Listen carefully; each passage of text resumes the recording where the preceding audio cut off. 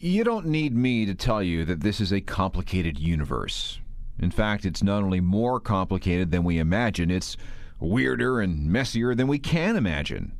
Yet we still try to impose some sort of order on everything. Take rock music, for example. I was in Paris once, and I walked into a megastore on the Champs-Élysées because, that's what I do. I drag people into record stores while I'm on my vacation.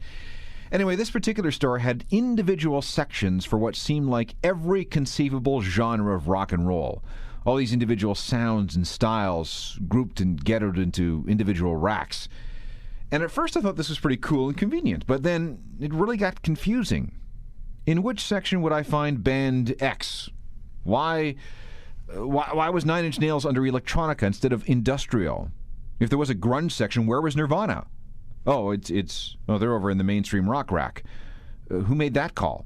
And should goth and death metal be on the same shelves, or should we separate them because it might get ugly? Anyway, this got me thinking, whatever happened to the word alternative music? Does it still exist? Should it still exist? What's the difference between a major and an indie? See what I mean? So the bottom line is that it can get very, very confusing for the average rock fan. Let's see if we just can't sort of sort things out a bit. So rock snobs, you take a break. This is not for you. What we need to reestablish here are some very basic terms if we're ever going to communicate with each other properly ever again. Now, the ongoing history of new music.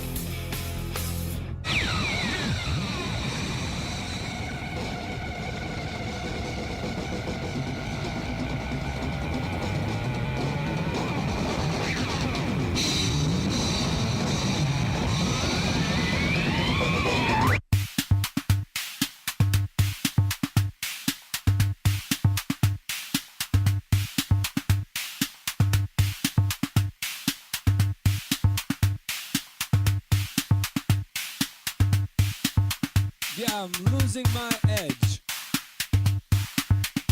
I'm losing my edge.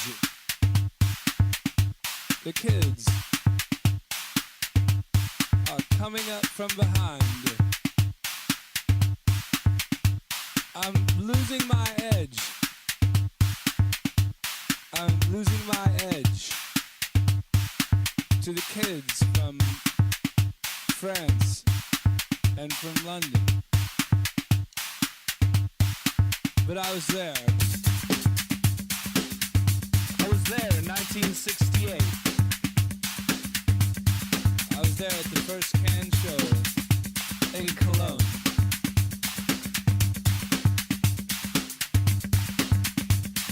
I'm losing my edge. I'm losing my edge to the kids whose footsteps I hear when they get on the decks. I'm losing my edge to the internet seekers who can tell me every member of every good group from 1962 to 1978. Although I'm losing my edge,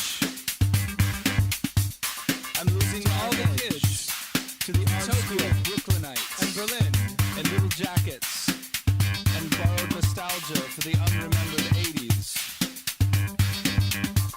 Well, I'm losing my edge. I'm losing my edge. But I was there.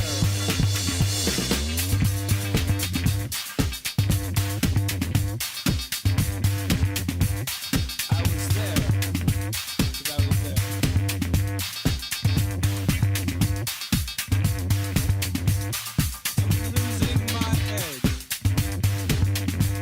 I'm losing my edge. I can hear the footsteps every night on the decks. But I was there. I was there in 1974. The first suicide practices in a loft in New York City. I was working on the organ sounds with much patience. I was there. Captain Beefheart started up his first band. I told him, don't do it that way. You'll never make a dime. I was there. I was the first guy playing Daft Punk.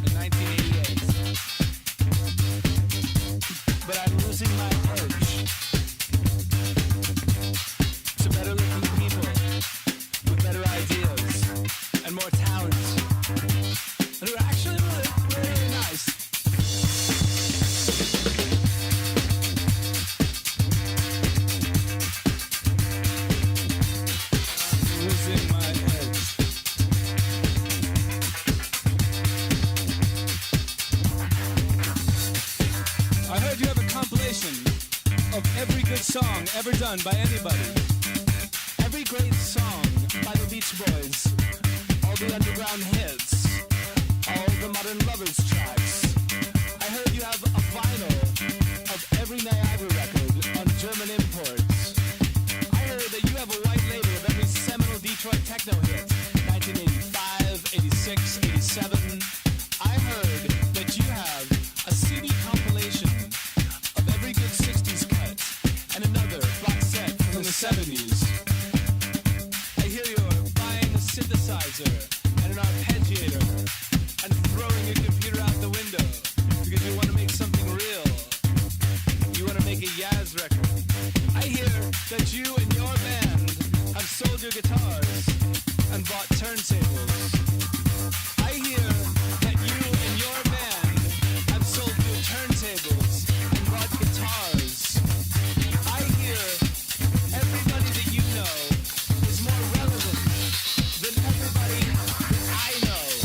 And you smell that this heat, Perry the Road, Outsiders, Nation Ulysses, Mars, Dorothy, the Blind Dice, Todd Terry, The Germ, Section 25, Up Here, Donna, Section Rockside, Perry the Road, Dorothy Ashby, Bills, Funny All-Stars, The Barcades, The Human League, The Normal, Lou Reed, Scott Walker, Monk, Niagara, Joy Division, Scientist, Road Crunch, NCC, Eric B. and Rakim, Index, Basic Channel, Soul Sonic Force, Just Hit Me, Ryan Atkins, Van Roll, Gotcha, David Axelrod, Electric Prunes, Gil, Scott, Heron, The Slits, Faust, Mantronics, Harold Sanders, and the Fire Engines, The Swans, The Soft Cell, The Sonics,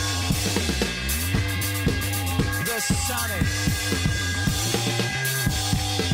The Sonics,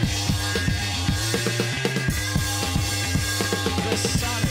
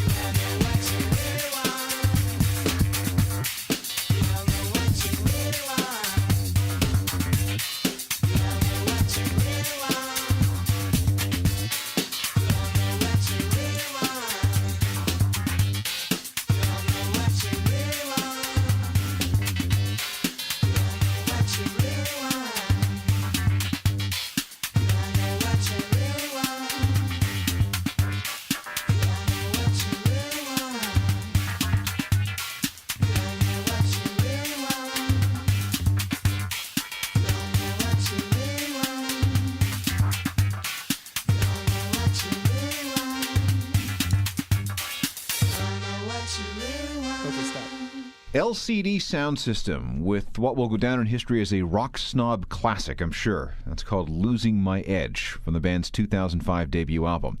That song probably holds the record for the most names dropped in a condescending manner per minute in the history of alternative rock.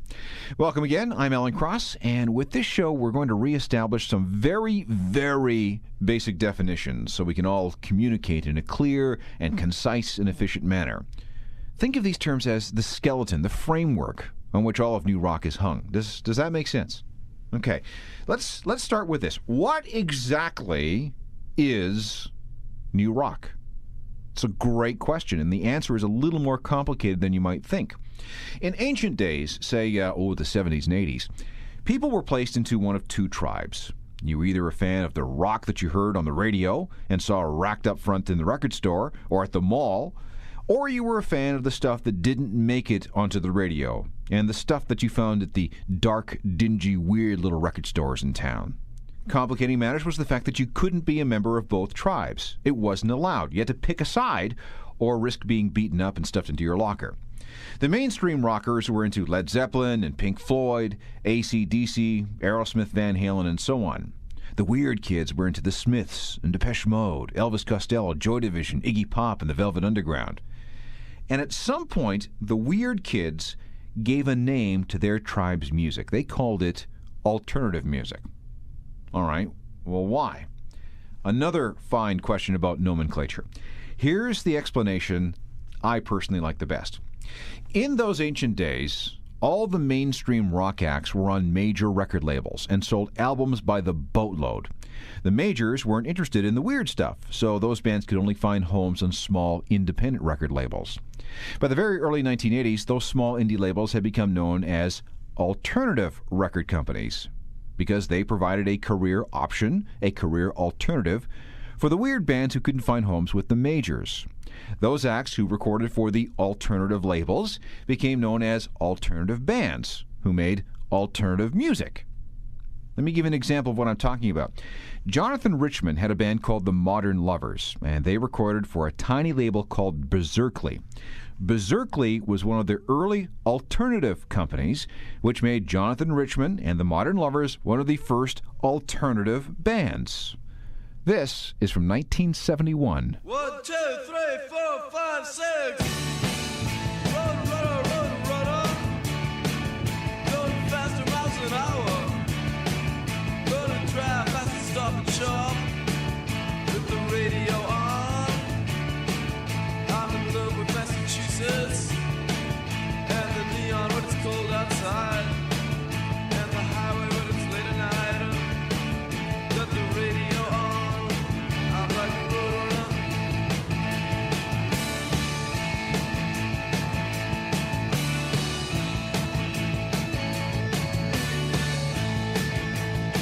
Alright, I'm in love with modern moonlight.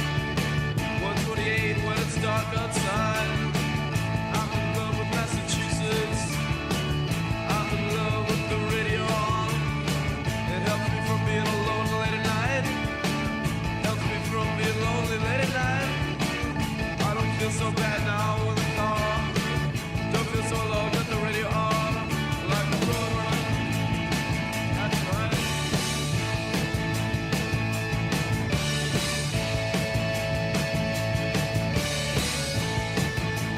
Say hello to the spirit of 1956.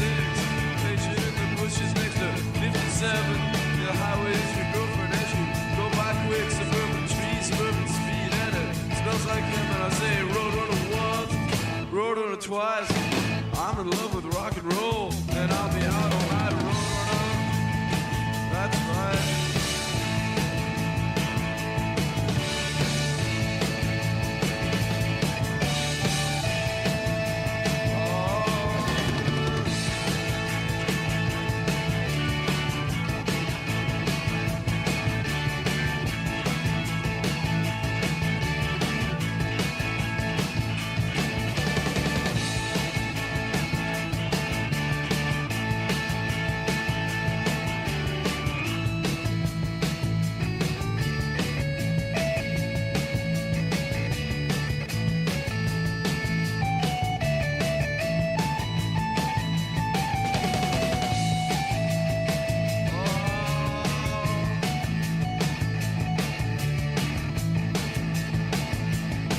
Well now,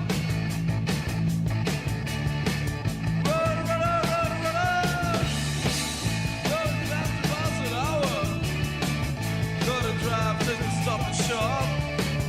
With the radio on at night. And be in love with modern moonlight. Be in love with modern rock and roll. Modern girls and modern rock and roll. Don't feel so alone, got the radio on. Like a roadrunner. Okay, now you say modern lovers. I got the AO. Got the car, got the AO. Got the AM sound. Got the rock and bottom neon sound. I got the car from Massachusetts. I got the power of Massachusetts when it's late at night. I got the modern sounds of modern Massachusetts. I got the world. I got the turnpike. I got the power of the AM. Got the late at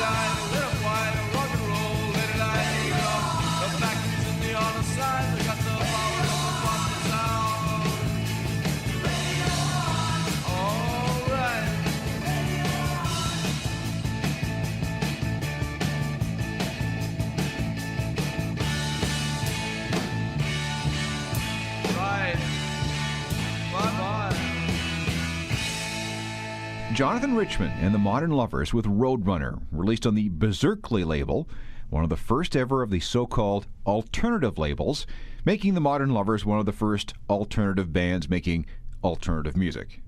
Got that? Eventually, though, thanks mainly to the grunge explosion of the early and mid-90s, this underground form of rock and roll overtook and replaced most of the mainstream rock acts. Van Halen and Pink Floyd made way for Nirvana and Soundgarden, the Smashing Pumpkins, and a bunch of others. In other words, by the middle 1990s, alternative music wasn't an alternative to anything anymore. It was now the mainstream, which caused much soul-searching and hand-wringing amongst musicians and fans alike. A new term was required, and it got very confusing, and there were many arguments. Alt-rock was suggested and deemed good for some situations but useless for others. Modern rock was used for a while. Postmodern was another term, but no one really knew what that meant.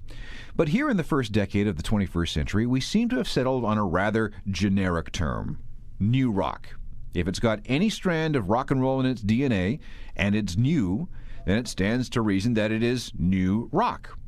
If some of this DNA can be traced back to the punk rock and the new wave explosion of the 1970s, that's very good. It lends some extra credibility to everything.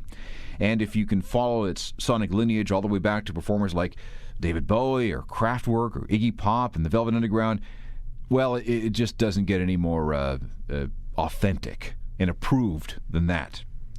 At the other end of the spectrum, Van Halen and Aerosmith and the Rolling Stones and Led Zeppelin are now described as classic rock. Their sonic traditions are grounded in the blues, not punk.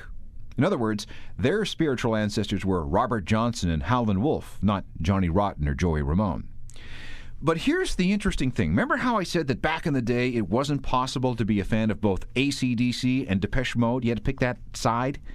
Today, that's really not the situation with a lot of young people. That snobbishness is disappearing on both sides. So it is now perfectly okay, in fact, admirable and enviable, to appreciate the aesthetic and artistic value of not only Arcade Fire, the Pixies, and Coldplay, but also the Beatles and Led Zeppelin and AC/DC.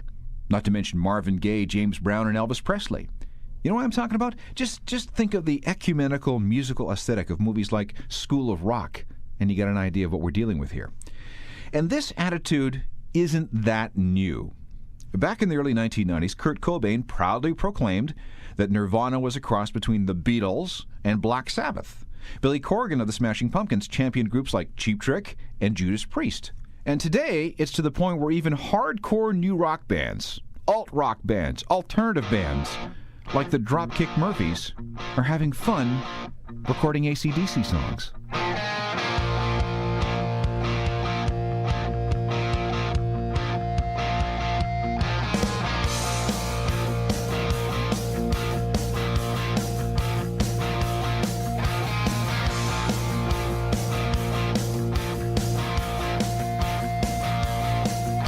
Riding down the highway, going to a show, stopping on the byways,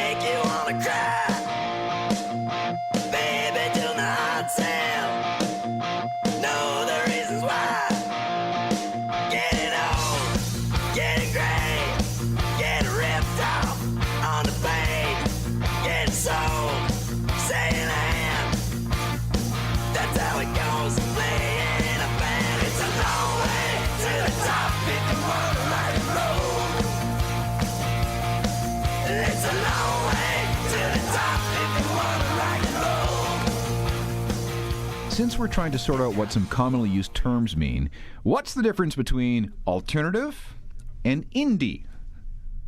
Well, that's much more complicated than you might imagine. More in a moment. You're tuned to the ongoing history of new music. This is the ongoing history of new music. Welcome back. We're trying to nail down some basic musical definitions in an effort to be able to communicate better with other rock fans. And we began by wrestling with the definition of alternative music and how that term came to be and what it means today. Now let's work on the meaning of the word indie. But first we need to back up. When someone says major record label, what do they mean? Well, that's fairly simple. A major label is one of the multinational giants that control most of the world's flow of recorded music. Now, there used to be a lot of them, but thanks to a couple of decades of merging and consolidation, there are just 4: Universal, EMI, Sony BMG, and Warner. Where it gets complicated is when you begin to realize that each of the 4 majors has a slew of subsidiary labels. In the case of Universal, they have sub-labels like Interscope, Island, Def Jam, DGC, Real World, and a ton of others who all operate under the Universal umbrella and thus can all be considered major labels in some fashion. Sony BMG, EMI, and Warner all have similar setups. So you got that? There may be dozens of labels out there, but a crapload of them are actually part of the fold at one of the 4 majors. Now here is an example of a major label artist. In fact, it doesn't get much more major than U2. They began life with an independent label, Island Records, but then Island was bought and folded into Universal. And that's where they are now.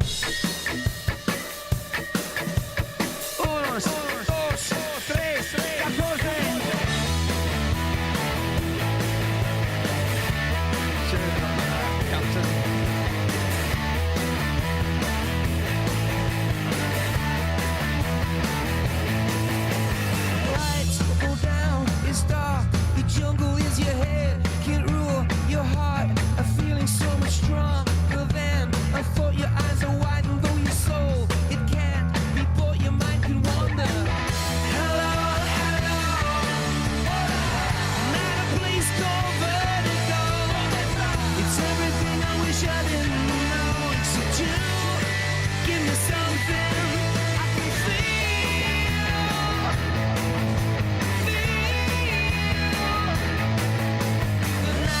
Is full of holes, this bullet dripping sky of ink with gold. They twinkle as the boys play rock and roll. They know that they can't dance, at least they know I can stand the beats. I'm asking for the check. Girl with crimson nails, is Jesus round her neck. Swing into the music, swing into the music.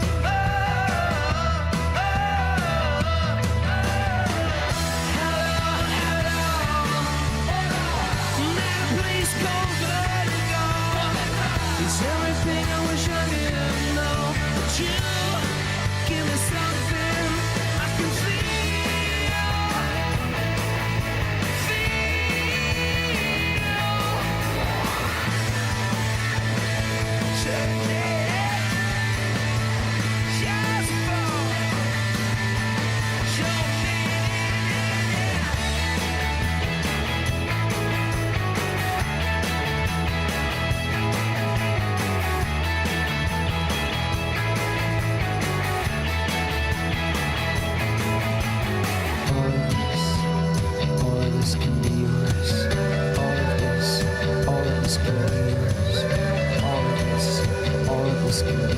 just give me what I want, and no one gets hurt. Hello, hello. We're at a place called Vertigo. Lights go down, and all I know is that you give me something I can feel your love teaching me how. Your love is teaching me how to kneel.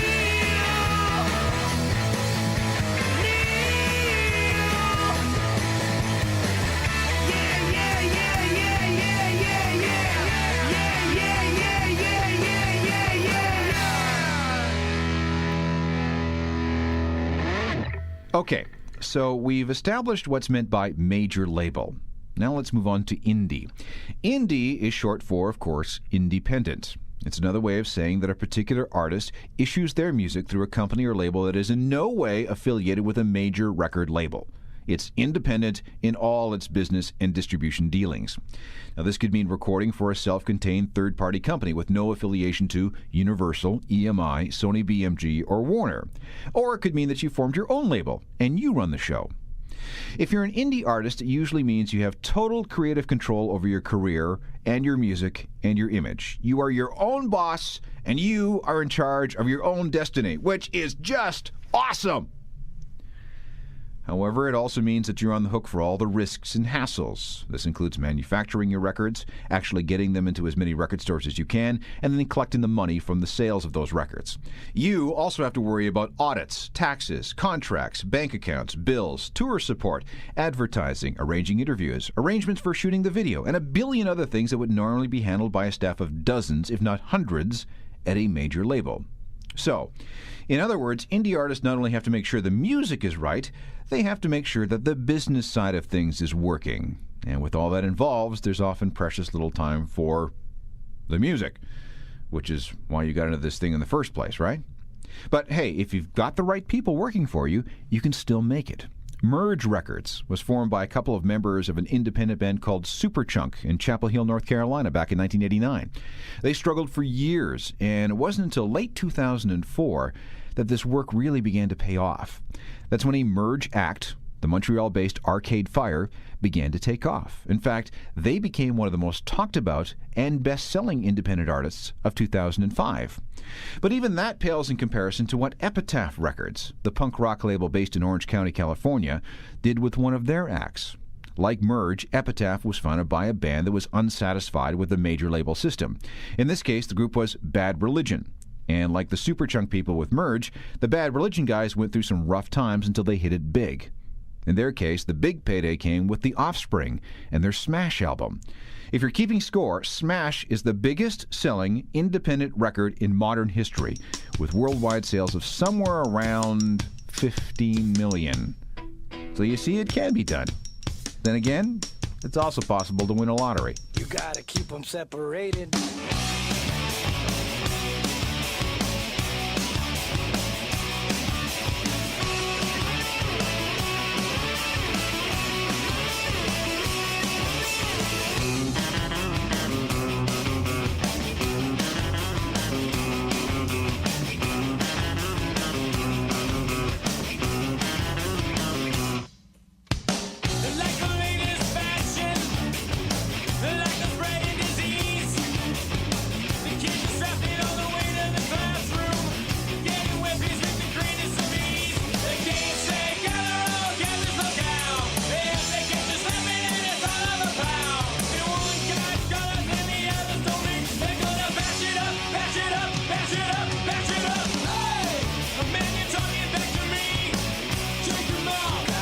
Separated. Hey! Man, you're disrespecting me. Take them out. You gotta keep them separated. Hey! Don't pay no mind. We're under 18. Won't be doing any time. Hey! Come out and play.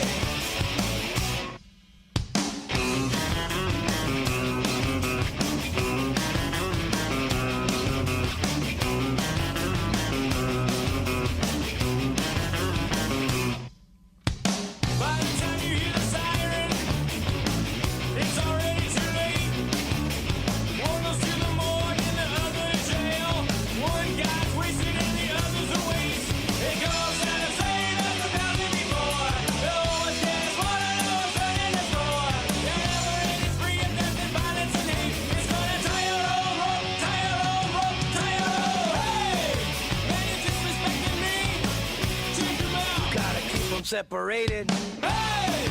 Man, you're talking back to me. Take them out. You gotta keep them separated. Hey! Pay no mind. You're under 18. You won't be doing any time. Hey! Come out and play.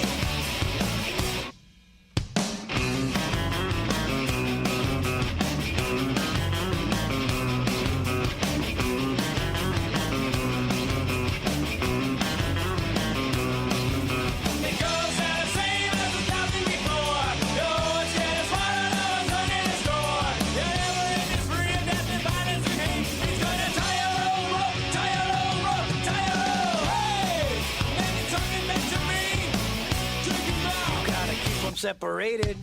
Hey! Man, you just was making me choke him out. Gotta keep them separated. Hey! They don't mind. If you're under 18, you won't be doing any time. Hey! Come out and play! So, independent means you're outside the major label system and you fend for yourself, correct? Usually, yes, but not always.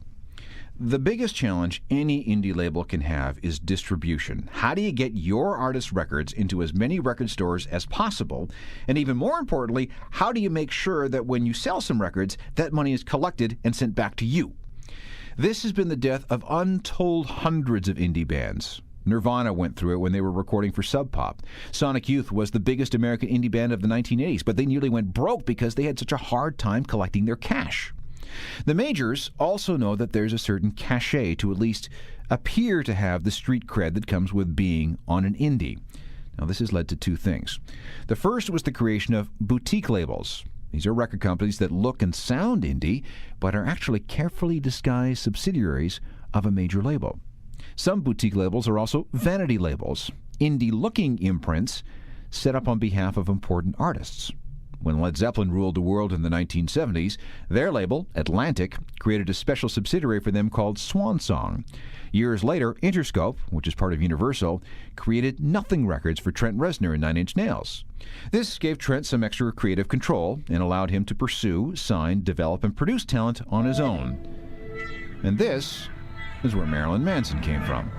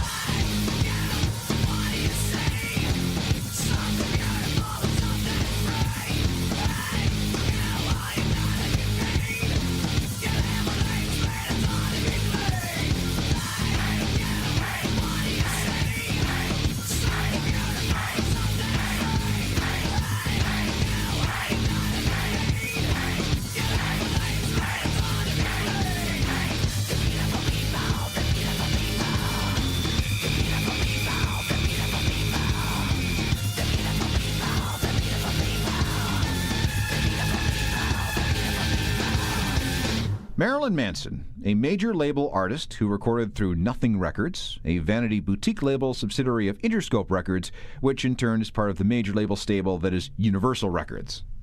Got that? The other option is to forge a mutually beneficial deal between a major and an honest-to-God indie.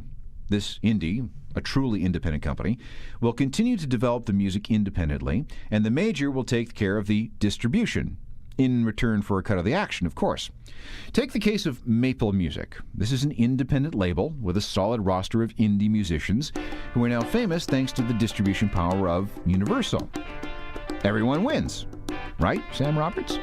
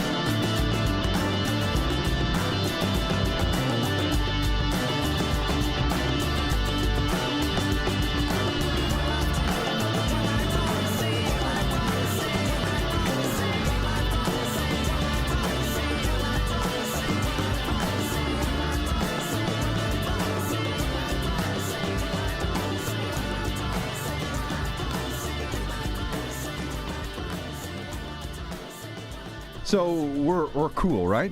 We know what's meant by indie and indie artist. Well, we do almost. Indie also implies underground, the kind of music that flies below the mainstream's radar. In other words, in some cases, indie can mean underground, and indie and underground are also the new alternative. So alternative music, rock that is an alternative to everything we see and hear in the mainstream, still exists. It's just that you have to look for it and maybe sometime call it indie or underground music. It's the stuff of small, dingy clubs and weird little record stores selling stuff on obscure indie labels, just like it was back in the day. It's cutting-edge stuff that's not for everyone. Yet. So, we're finally done with the term indie, right? Well, no, because there's still the British translation of that word. That's next. Hold on. You're tuned to the ongoing history of new music.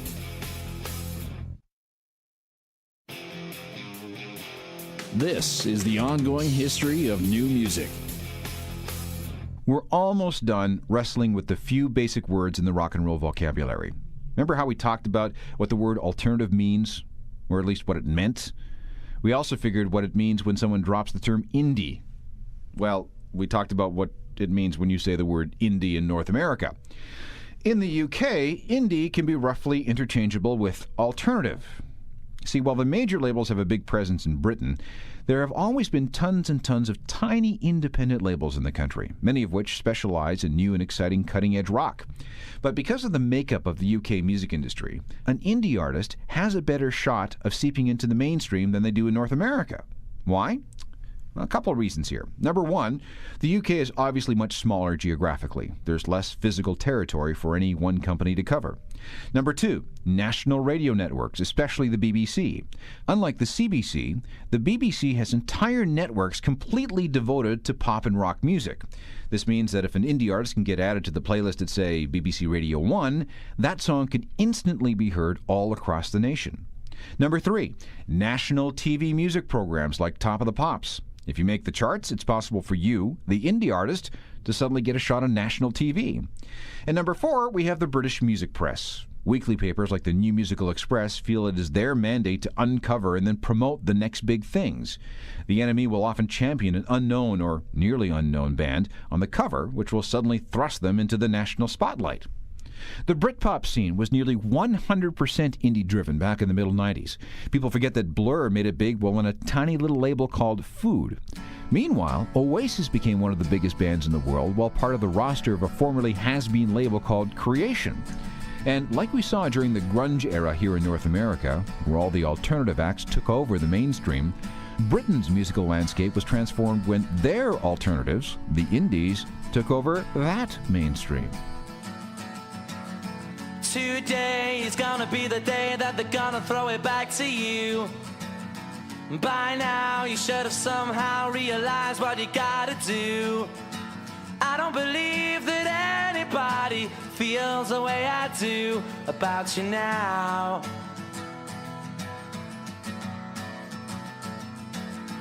Backbeat, the word is on the street that the fire in your heart is out. I'm sure you've heard it all before, but you never really had a doubt. I don't believe that anybody feels the way I do about you now. And all the roads we have to walk are winding, and all the lights that lead us there are blinding. There are many things that I would like to say to you, but I don't know how. Because maybe you're gonna be the one that saves me. And after all, you're my